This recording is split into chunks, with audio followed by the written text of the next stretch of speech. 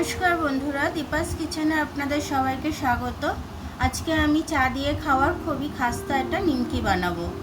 তার জন্য দেখুন আমি এখানে কালো জিরে নিয়ে নিয়েছি, কালো জিরেটা দিয়ে দিলাম। আর স্বাদ অনুযায়ী আমি একটু নুনও নিয়ে নিয়েছি। এর একটু মিশিয়ে নিচ্ছি ময়দাটার সাথে, আমি এগুলো সব মিশিয়ে নিচ্ছি। এবার একটু ময়মের জন্য তেল দিয়ে দেবো।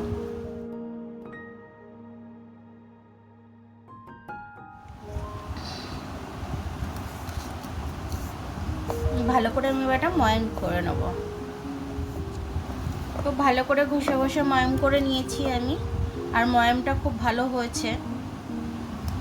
এবার আমি জল দিয়ে দেবো। এটা একটা টাইট ডো রেডি করব।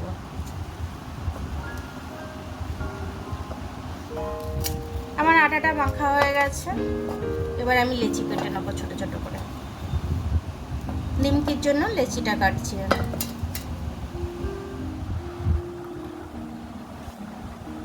একটু তেল নিয়ে নিলাম, তেল দিয়ে বেলার জন্য।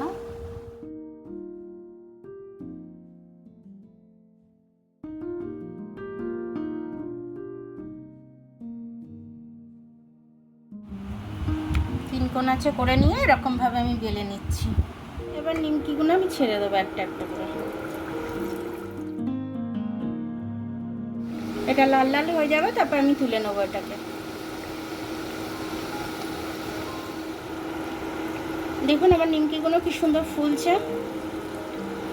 মিষ্টির দোকানের মতো নিমকিগুলো হচ্ছে একদম।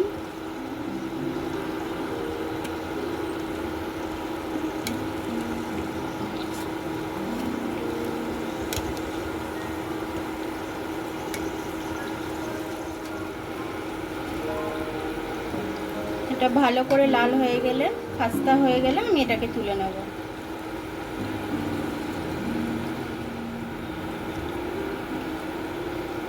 এবার তুলে নিচ্ছি আমি।